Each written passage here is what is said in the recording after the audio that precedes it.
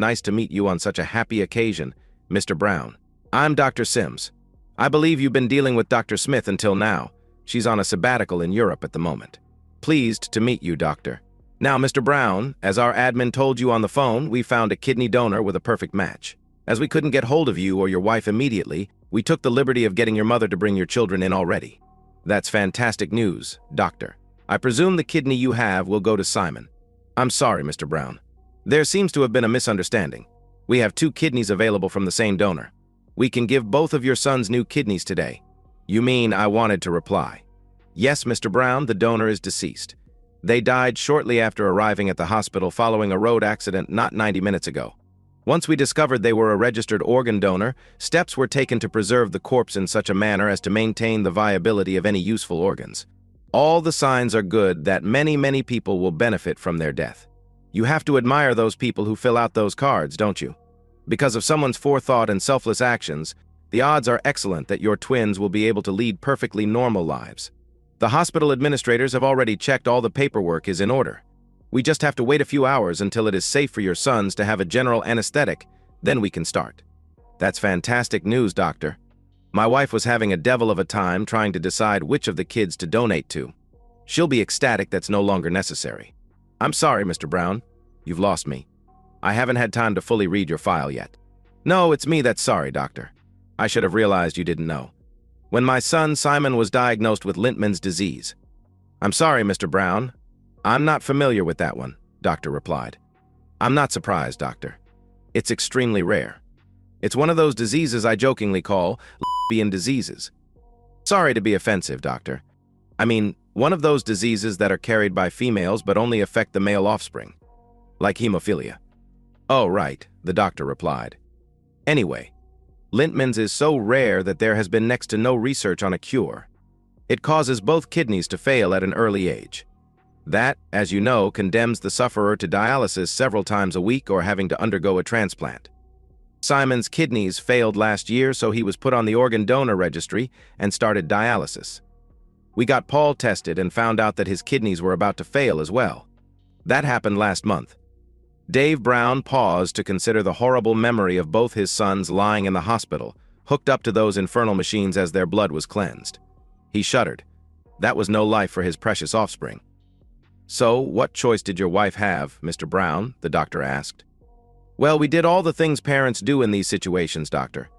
We had ourselves tested to see if we could donate one of our kidneys to our sons. Neither my wife nor I have any siblings, and we only have one parent left each, both too old to donate. Simon and Paul are our only children, so that just left Jane and I. I see, and I gather that only your wife was compatible as a donor, the doctor replied.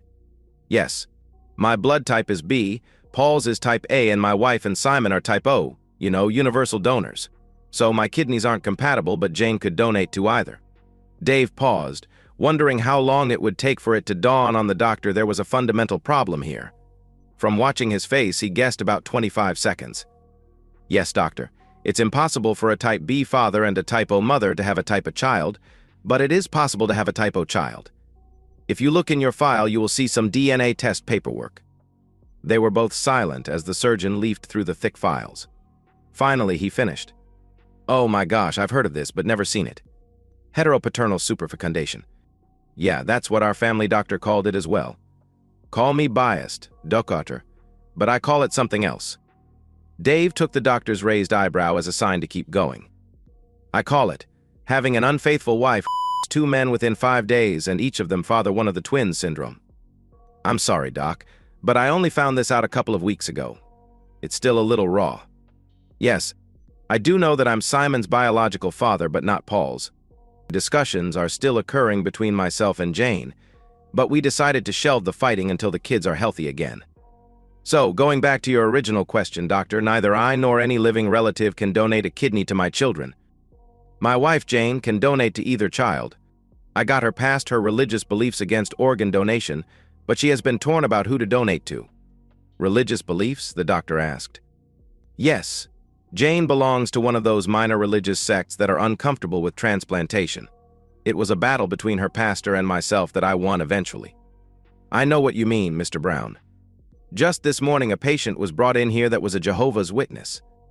They'd lost a lot of blood but steadfastly refused a blood transfusion. Honestly, in this day and age, no one should die of a broken femur. At that moment, their conversation was interrupted by the announcing system. "Dr. Sims, please report to reception." Dr. Sims: "Please excuse me, Mr. Brown. They're playing my song. Make yourself comfortable until I return." While waiting for the surgeon to return, Dave let his mind drift to the absolute disaster his life had become in a few short months. Until late last year, he thought he'd had a happy and contented life. Then, in quick succession, he found out he had first one, then a second, son with a life-threatening illness. At first, he and Jane had stood shoulder to shoulder in adversity, as they'd always done as the loving couple they were. That changed a few weeks ago when Dave was glancing through the children's files, desperately looking for a solution that didn't include them being dead or tied to a dialysis machine for God knows how long. That was when he'd looked at all the blood types with an unblinkered eye and remembered high school science. He'd checked with the family doctor and forgiven him for not bringing it to his attention. He'd contacted Dr. Smith and got her to confirm his fears about the DNA testing. He'd confronted Jane. Although it wasn't until after they married that Jane became drawn to God, the religion she was deeply committed to had a lot to say about honesty. When confronted with the irrefutable implication she'd had intimacy with two men within a short period of time to conceive the non-paternal twins, she'd tried to convince him there must have been a mix-up in the hospital nursery. Dave didn't have to point out the little tags that were affixed to the twins' ankles in the delivery room. The same tags that had to be cut off to be removed were the same two tags they still had in their scrapbook. It was obvious Jane was lying through her teeth. Dave remembered cajoling Jane with increasing aggression until she finally broke down and admitted she'd had intimacy with an old boyfriend the night before their wedding. Dave was too stunned to even listen to her pleading apologies that it was a one-off, drunken mistake she'd regretted ever since. That it was the core reason she'd got religion, so she could beg forgiveness from God he was too terrified to ask of her husband. He was in another world when she promised to spend the rest of her life making it up to him. He was alone inside his own head where treasured memories were sickening and dying all around him. He'd respected Jane's request that they not see each other for 2 days before the wedding, thinking it a harmless, cute tradition. He remembered the all-night intimacy session they'd had on the night of the wedding. Now, he knew she was already pregnant by someone else at the time. The memory was just sickening. All the memories of the jokes they'd made before the twins were born were poison. Their laughter that if they had twin girls, they would name them Honey and Moon to honor when they were conceived. Also consigned to the scrap heap, the tradition of their annual intimacy fest. When, every year, they packed the boys off to a grandparent and he stayed in bed with a wild animal, from the night before their wedding anniversary until sunrise 2 days later, before returning to their conservative and rather dull intimacy life for another 363 days. The fact this was the anniversary of his being cuckolded was now apparent to Dave. They say that sociopaths are made, not born. Nevertheless, by the time Dave had snapped out of his reverie, one had been born. It was a premature birth and may yet die before it could take many breaths, but it was there in the room where a loving husband and father once sat. It awoke to a now silent wife. It spread its wings, feasting on a landscape of broken dreams and shattered memories. Love was nowhere in sight. Who was it, Jane? I'm not going to say, Dave. It's not important. It happened once, it's over, and I have loved only you for 15 years. If I tell you, you will do something stupid and end up in prison when the boys and I really need you. She kept her newfound promise, and no amount of threats and talk of guilt would prise the name from her, or indeed, any other details. Dave gave up. The sociopath looked Dave's wife in the eye. If I ever find out who it was, he's a dead man, Jane. Jane didn't doubt it. Although Jane refused to believe it, their marriage was done at that moment. The thought of losing one or both children was bad enough. The thought of losing the only man she'd ever loved was unthinkable. As soon as she was away from the father of one of her twins, she phoned the father of the other, to warn him. From that point on, Jane's life had 3 foti: nurturing her sons, making peace with her God, and frantically trying to make peace with her husband. With no God and a clear conscience, Dave had only one focus. That included pretending things were normal until the boy's physical health was assured. The 3-week-old sociopath awoke and looked around the austere, utilitarian office. It smiled at the memory of how easy it had been. He'd simply waited until his wife collapsed, exhausted from crying, then looked at her cell phone call log. 1 call, 12 minutes after Dave stormed out that day, to another cell. Thus began the sociopath's hunt for Dave's nemesis. The family address book revealed nothing. Bizarrely, a fridge magnet and Jane's old high school yearbook supplied the answer. Any doubt about what the phone call was about was quashed by other clues that seemed harmless when presented at the time. The reason their family doctor hadn't brought any discrepancies in blood types to Dave's attention was that he was the perpetrator of the atrocity. Finding him as one of Jane's old classmates just sealed it. The cold, calculating sociopath supplied the plan from there. To an outside observer, such as Jane's father or Dave's mother, the next 2 weeks were nothing special. The twins felt loved and cherished. But when they were alone, Dave ignored Jane's pleas for forgiveness while he did everything he could to ease his children's suffering. The sociopath plotted. While Dave begged Jane to ignore her religious beliefs and agree to donate one of her healthy kidneys to either child, the sociopath bought a pistol, edited recordings, and learned how to steal cars. The 2 weeks were obviously torture for Jane.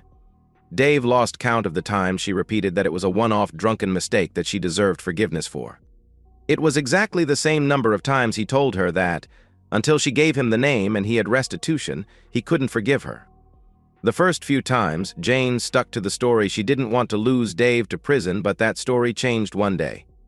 Abruptly, the admission became she had begged the other sperm donor to come clean, but he was married himself now and was threatening her if she exposed him. Exactly what he was threatening, Jane again refused to be drawn on. Dave, the man, desperately wanted her to come clean, so he had some small chance of maintaining his marriage. The sociopath, with whom Dave was constantly battling for supremacy, already had a name but wasn't quite ready to act. When she couldn't get the forgiveness she craved from home and her husband, she threw herself into her religion. Subsequently, Dave thought she was neglecting her children. The sociopath in the hospital office reflected on his actions of a week ago. He'd spent a week staking out his nemesis's place of business, noting that he commonly stayed for an hour after his receptionist went home. It was a Friday when the sociopath acted. Walking in the unlocked door of the family surgery, he strode straight into the doctor's office. The medico leaped to his feet at the surprise intruder. His stance relaxed slightly when he saw it was just Dave, a man smaller and slighter than himself. Past memories caused the doctor's face to relax into an expression that was half smile, half sneer. He was wrong. Dave was not in the room. The uncivilized man leaped. Rage gave his fist strength as it crashed into the side of the doctor's jaw. The knee into the face of the stooping man wasn't strictly speaking necessary, but was satisfying nonetheless. Stomping on the prone guy's left knee was justified to immobilize him until their conversation was over. With the sociopath's basal desire to hurt this man satisfied, Dave crept into the room. The now normal battle for supremacy of their shared body ensued, while they both waited for their former respected family doctor to rouse. Two things stopped the medico from leaping to his feet when he fully awoke. One was the intense pain in his knee. The other was the sight of a pissed-off patient pointing a pistol at him. Being basically a physical coward, all the fight left him before he'd expelled the gasp he'd drawn on seeing the gun. "Don't kill me, they were Jane's idea." Dave was confused. In his mind, he'd only wanted to know how hard his future wife had resisted the time this predator had seduced her on the night before the wedding. Knowing how sexually repressed his wife was most of the time, he knew she must have been conned by a master. "Tell me how you did it." Suspecting that the longer he talked, the longer he lived, the cowering coward spilled the whole plate of beans. "I was her first love and she was mine. We dated for a while in high school. I took her cherry." This wasn't unexpected. Dave and Jane hadn't talked about their previous experiences. The medic still had a tone of panic in his voice as he continued. "I didn't see her again after I went away to England to med school. That is, until I saw her out with her girlfriends the night before her wedding. I couldn't help myself. I cut her out from the pack and made a play. She was drunk. I took her back to my place about 10 o'clock that night and her raw." Dave couldn't describe the sense of relief he felt. This was better than he'd ever expected. The medico misinterpreted Dave's facial expression changes. He suddenly realized that in his panic, he'd said things that reduced his chances of surviving this confrontation. He had to either paint himself in a better light or smear the mud around, and he had to do it fast. "We fell asleep and woke up about 4 a.m. By that time, the alcohol should have well and truly worn off. She was being intimate with me for another hour before sneaking off back to her parents' house. Dave absorbed this additional information, desperately trying to decide if Jane was still off the hook or not. The panic-stricken, recumbent victim of his assault filled the ensuing silence. Without having time to think, he decided complete honesty was the best policy. The next year was all Jane's idea, though. What? Dave asked. Yeah, a couple of days before your first anniversary, she rang me wanting to get together again the afternoon of your anniversary. Jane and I spent all afternoon being intimate. She said it was so hot the previous year when she got to be intimate with 2 guys in 24 hours that she wanted a repeat.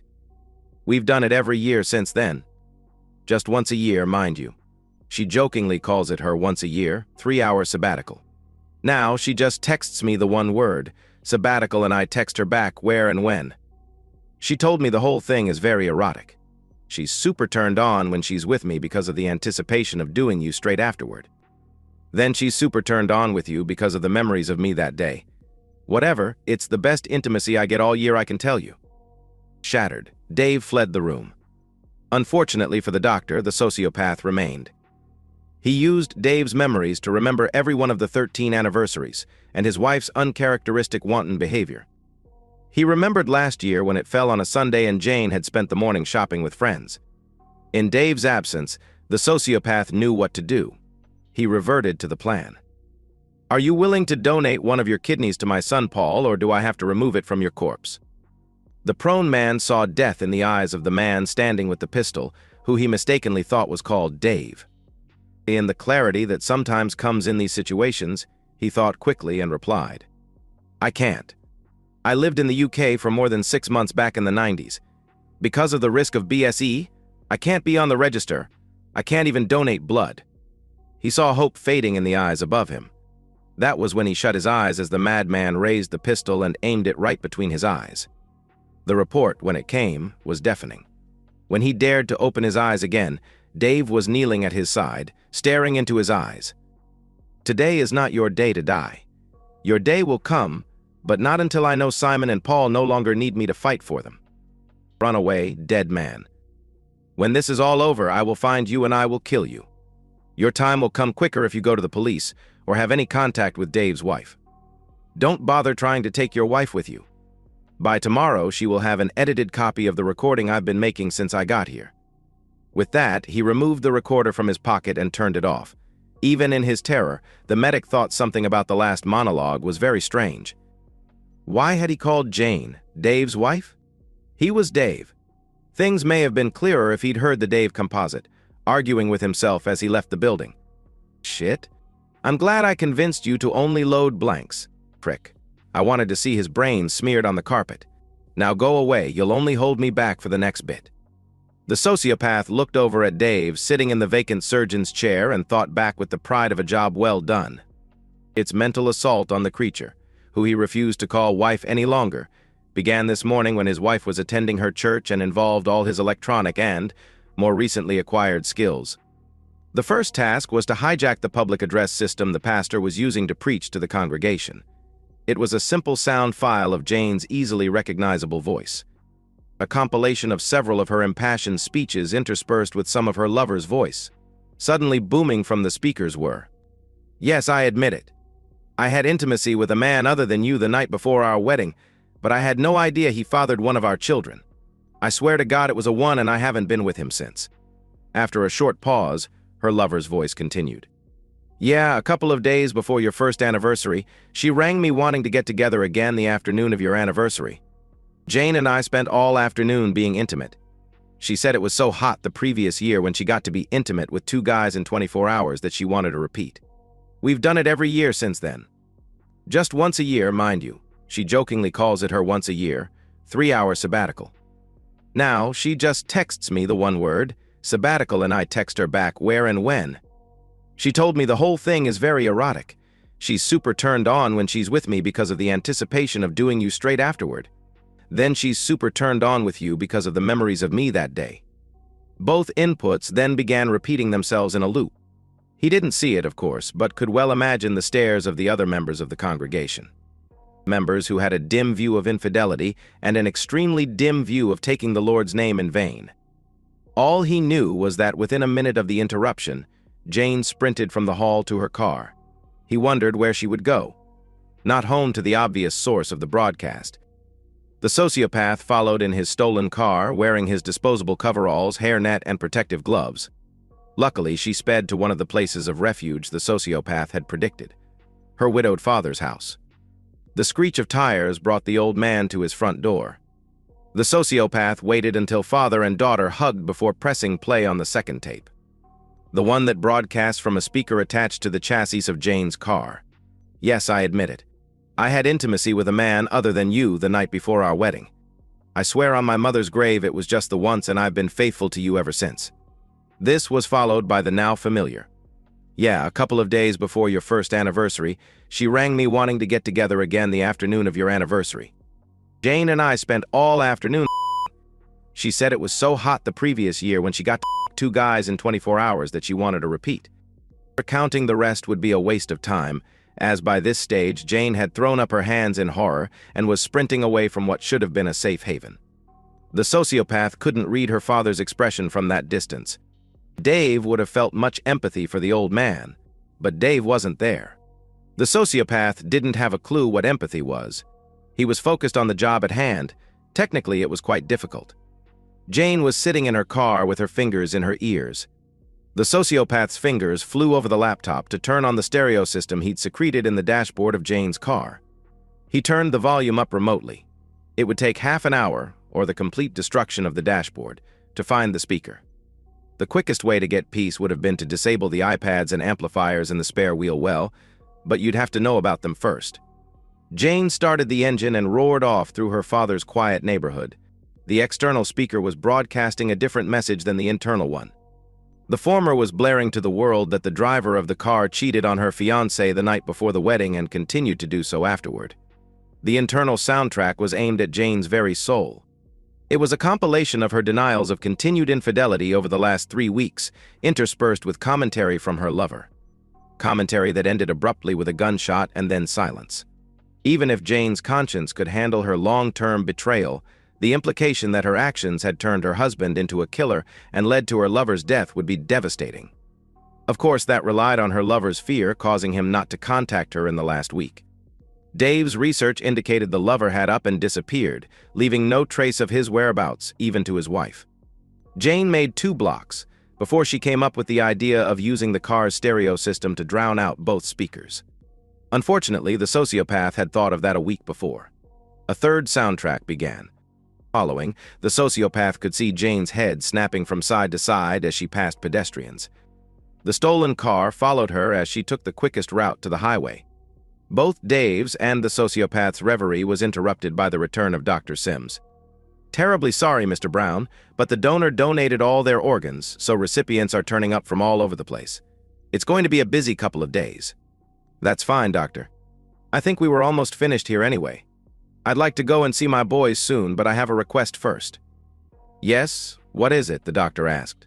I'd like to personally thank the donor. Yes, that request isn't unusual. We normally allow that, but usually before the process has gone this far. It is very important to me, Doctor.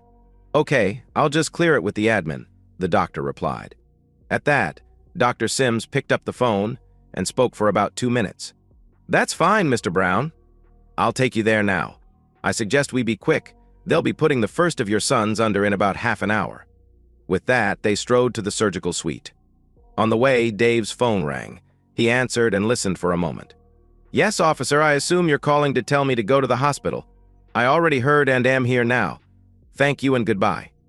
Once at their destination, Dr. Sims outfitted the visitor in a gown and mask, explaining while he did that organ removal had already started, but the surgical team was taking a break. He went on to caution him not to approach too closely as he wasn't sterile. He honored the request for a few minutes alone and waited outside the door, looking to see that the strange man didn't faint, despite the body having been left partially draped. Not many people outside a hospital can stand to see a semi-dissected cadaver, so the surgical team had disguised their handiwork as best they could. Both eyes were shut, and the doctor knew this was because they had been removed already for a corneal transplant. A sheet covered the chest area to hide the fact the heart and lungs had already been harvested. In fact, the only internal organs left awaiting removal were the liver and pancreas. The phone call had confirmed that skin and bone marrow removal hadn't yet begun, which is why Dave was able to see the hand and forearm closest to him. To the sociopath, she looked asleep and more at peace than she'd been for weeks. He wasn't sure he was happy about that. Dr. Sims was watching the silent tableau through the glass when a frantic hospital administrator came through the outer doors. "Don't let him in there. It's his wife." The good doctor looked through the glass at a man who must have known by now who he was looking at. He'd certainly had plenty of time to faint from the disturbing sight. "You know, I don't think that will be a problem. He is by far the coldest man I've ever met." Inside the room, the sociopath was talking to what remained of Dave's wife. "Dave wants to thank you for jumping out of your car on the highway and getting hit. He would have felt bad if I'd had to run you down. He was very disappointed that you refused to donate one of your kidneys to either of your sons. I'm certainly not sorry for tricking you into signing the organ donor form in the guise of something for your son's treatment. Dave also wants to thank you for the donation of a quick, easy separation, with all the family's assets going to him. I'm a little sorry, but only for Dave's sake, that I had to kill you. You were a good wife and mother most of the time, but I couldn't stand to see you treat such a good man with absolute contempt once a year for each of your 13 years together. So in balance, goodbye, and may your God forgive you for what you did." At that point, the sociopath took his leave so that Dave could say his goodbyes. "Goodbye, Jane. I'm sorry for my friend's behavior, but after I found out what you did, well, I just wasn't strong enough to oppose him. The final straw was you refusing to give either of our children a chance of a normal life. That, if nothing else, was unforgivable. When I saw them sitting in that room, tied to those dialysis machines, I just snapped and gave him carte blanche. I promised to raise them with the core values that I believe, and you appeared to believe, 364 days a year. It doesn't matter that Paul isn't really mine. I will treat him exactly the same as Simon. Don't worry, I'll never tell him what really happened. That way he can preserve the cherished memory he has of you. I wish I could have done the same. I will tell them they have your kidneys, though. It may give them some comfort that they'll always carry around a part of you. I'll look after your dad as well." Dave was crying as he exited the room to go and comfort his sons. Dr. Sims was relieved he was finally showing some human emotion. Jane's lover's wife visited Dave several days later. She told him her husband had confessed the story to her and then ran. She felt she and her children needed some sort of relationship with her soon-to-be ex and wanted to know when it would be safe for him to reappear. Dave assured her he was no longer a threat. Dave delayed the funeral of Jane until Simon and Paul were well enough to leave the hospital. They were robust boys, and the close genetic match of their mother's kidneys maximized the chances of complete success. Dave's mother and Jane's father took the children, leaving Dave alone by the graveside. Or so they thought. Get in that hole. No way. I'm not sharing eternity with that. Don't you dare call my wife and the mother of my children a. I'm sorry, Dave. Why can't I hang around for a while? I could be useful. I want nothing more to do with you. You're an animal. So jump in that hole or go somewhere else. I don't care. Just stay away from me, all right? Dave looked into the forlorn face of the sociopath and felt his soft heart weaken. He put his hand on the other's shoulder. Look, I'm really grateful for what you did, okay? It's just that I can't have you around for the next phase, all right? The boys need the loving, supportive me, not you. Plus, you'll only get in the way when I start dating again. You just don't have the right skill set. Okay, Dave. Thanks for letting me out. It's been very liberating. They stared at each other uncomfortably for a few seconds, then shook hands. Dave turned away, to be the best father he could possibly be, and, who knows, maybe a loving husband again someday. And that's the end of today's story. If you enjoyed it, please give this video a thumbs up and drop a comment below. Your support helps the algorithm push my content further. If you're new to the channel, don't forget to hit that subscribe button. It really helps me keep creating more stories for you. Thanks for watching, and I'll see you in the next one.